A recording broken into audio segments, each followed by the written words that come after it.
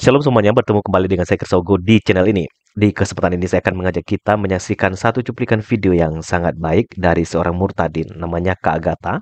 Karena dia adalah seorang murtadin, waktu dia menjawab pertanyaan dari beberapa orang muslim, dan jawabannya itu sangat sederhana dan mudah sekali dimengerti. Nah, itu sebabnya di dalam kesempatan ini saya akan mengajak kita menyaksikan videonya, di mana dia sedang menjawab pertanyaan dari seorang wanita muslim, dan nampaknya wanita tersebut diyakinkan dengan apa yang disampaikan oleh Kak Agatha ini. Mari kita simak video berikut ini. Kak, aku mau tanya, kan kalau di Kristen itu Tuhan kan Tritunggal. Iya. Yang Allah yang Tritunggal, Kak, bukan Tuhan. Oke, itu kan Tritunggal ya. Yang dimaksud Tritunggal tuh apa sih Kak? Sama di Alkitab tuh ada nggak penjelasan tentang Tritunggal itu? Ada. Tritunggal itu 3 realita yang berbeda dalam satu hakikat Allah. Jadi Allah Tritunggal itu adalah satu Allah. Kan tadinya Tritunggal, 3 dalam satu atau 3 in 1. Berarti 3 realita yang berbeda dalam satu hakikat Allah. Siapa Allah itu? 1 Korintus 8 ayat 6, minta ayat kan. Namun bagi kita hanya ada ini Tritunggal, 3 dalam satu. Firman, Roh dengan Sang Bapa itu satu hakikat Allah. Oke, nah itu kan Firman, Roh, Bapa itu kan Tritunggal ya Kak ya? Jadi satu Firman kan? dan Roh, ya Firman dan Roh itu di dalam Bapa. Oke. Nah terus maaf nih Kak, aku mau tanya, kenapa orang Kristen tuh nyebut Tuhannya tuh Yesus? Kenapa nggak Allah aja? Kan sama aja tuh Tritunggal. Kenapa harus sebutnya Yesus? Apakah ada perintah di kitabnya tuh yang nyuruh nyebut sebutlah aku Yesus apa gimana? Ada nggak Kak? Oke, kamu kalau lari ke Yesus berarti kamu ngomongin tentang hakikat firman. Nah, ini kan Allah Tritunggal ini kan adalah terang, kasih, roh, api yang menghanguskan. Ini bukan manusia. Nah, kalau bicara tentang Yesus, kenapa Kak? Tuhannya jadi Yesus Kak, bukan Allah aja. Kami mengakui satu Allah dan satu Tuhan. Nah, Bapa, tadi kan Allah kami itu Bapa. Bapa yang memiliki firman dan roh. Bapa ini mengutus firmannya tadi ke dunia. Firman itu adalah penyataan dan pernyataan diri Allah. Kalau saya ibaratkan, firman itu adalah pikiran saya. Pikiran saya yang bisa saya tuangkan melalui tulisan, kata-kata, tingkah laku saya. Itu adalah pikiran saya yang menyatakannya. Betul? Jadi tidak mungkin kakak mengenal saya kalau saya tidak punya pikiran untuk menyatakan siapa diri saya. Oke. Nah, firmannya Allah inilah ya. Firmannya Bapa inilah yang diutus ke dunia. Lalu menambahkan hakikat daging. Menambahkan kodrat manusia. Kodrat manusianya itulah yang disebut Yesus. Bersama firmannya tadi. Ingat ya, Allah tadi itu adalah firman, roh, dan Bapa. Oke. Firman yang hakikatnya Allah tadi, itu diutus ke dunia menjadi manusia. Kemanusiaannya itu disebut Yesus. Ya, jadi Allah kami, Allah Tritunggal, yang kami panggil Bapa itu tidak bernama. Karena Allah itu tidak butuh nama. Kalau Allah bernama, berarti dia makhluk, sama seperti manusia. Makanya Yesus itu, yang adalah Tuhan, penguasa, penyataan kuasa dari Sang Bapa itu. Itulah yang kami sebut Tuhan. Firman yang jadi manusia itu yang kami sebut Tuhan. Di dalam kemanusiaan dan keilahian yang satu, di dalam kodratnya itu. Oke. Kak, sama aku mau tanya satu lagi. Kalau percaya sama Yesus, apakah boleh cuman percaya aja tapi nggak perlu baptis gitu? Bisa nggak? Nggak bisa. Kakak percaya nggak air ini bisa ngilangin haus? Percaya. Kalau nggak kakak minum, hilang nggak hausnya? Oh iya, enggak sih. Nah itu. Jadi kalau percaya Yesus tetapi tidak baptis, ya kamu nggak akan bisa dapat hidup kekal. Oke, I see, ya. Emang kenapa kakak mau percaya Yesus tapi tetap menuhankan Allah gitu? Karena kan aku masih belajar ya Kak ya. Jadi aku sih mikirnya kayaknya sama aja, cuma nyebutnya beda gitu. Aku pikirnya gitu sih.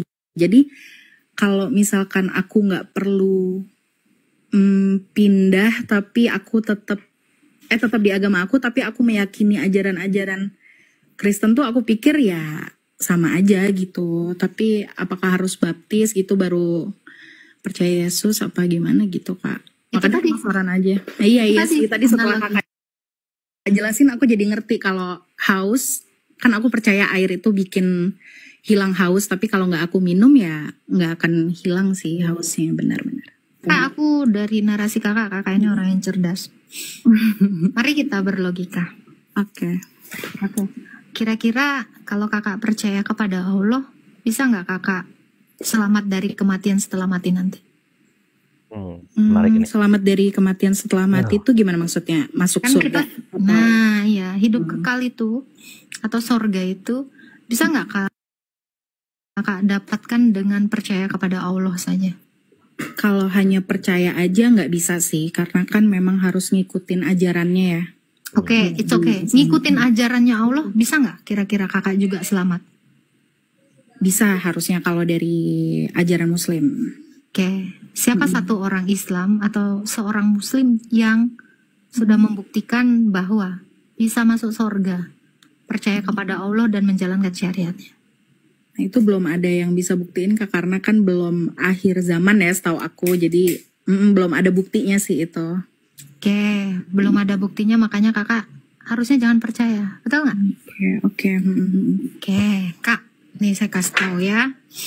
Di dalam ini sebenarnya ada gulungan berapa juta uang. Kakak percaya nggak?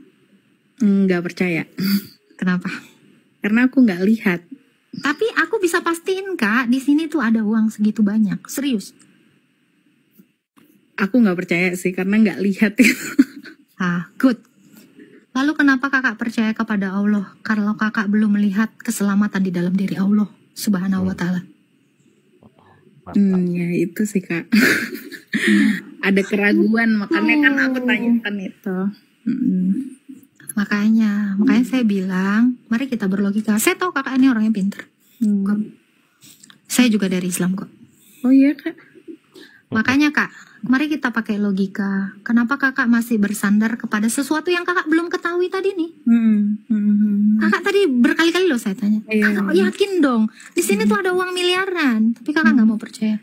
Harusnya kakak juga meyakinkan diri Anda ketika Anda belum bisa melihat ada keselamatan di dalam Allah. Satu Muslim pun yang selamat. Tetapi saya mau kasih tahu, Tuhan Yesus sudah membuktikan itu 2000 tahun yang lalu. Dengan jalan dia menjadi manusia, tadi saya sudah jelasin, dia sengaja kan nyawanya kepada Sang Bapa untuk menerimanya kembali. Dia turun ke dalam kerajaan maut. Dia membuktikan kepada orang-orang yang mati, saya ini Tuhan. Dia mendeklarasikan dirinya Tuhan kepada orang mati dan kepada orang hidup. Dengan cara dia bangkit, dia buktikan, saya ini yang bisa menyelamatkan kalian. Dengan cara apa? Saya sudah injak-injak kematian dan saya bangkit dari kematian. Itu yang dilakukan Yesus, dan dilihat ribuan pasang mata.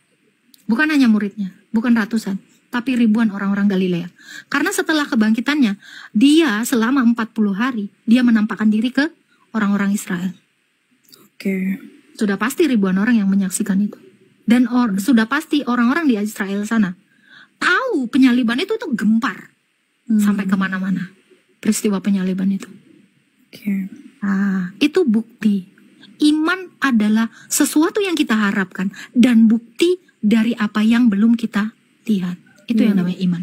Kalau kakak percaya di sini ada 1 miliar, tapi kakak belum lihat, kakak berharap kepada sesuatu yang belum kakak lihat. Iya benar sih, benar. Ini kita gunakan logika kita. Kenapa? Karena manusia itu diciptakan berakal. Maka kita tidak boleh asal imani aja. Tapi kakak keren ketika saya tanya berkali-kali, kakak di sini ada miliaran uang. Keren sekali ketika kakak bilang, saya nggak akan percaya kalau saya belum lihat. Tapi kalau saya buka dan beneran ada duit di dalamnya, kakak jadi percaya nggak? Iya percaya karena ada buktinya. Nah Yesus itu kayak gitu. Ketika dia mengaku akulah Tuhan, dia membuktikannya. Tuh. Jadi nggak hanya halusinasi, tidak benar, hanya janji, hanya cuman percaya aja, tapi dia buktikan itu. Nggak cuman ngomong nih, woi aku Tuhan, aku Tuhan. Yesus itu berkali-kali mengatakan, aku adalah anak Allah yang dinubuatkan oleh Daniel. Akulah Allah yang datang dalam naungan awan-awan seperti manusia tadi. Tapi banyak orang yang nggak percaya. Dia akhirnya apa? Membuktikannya dengan apa?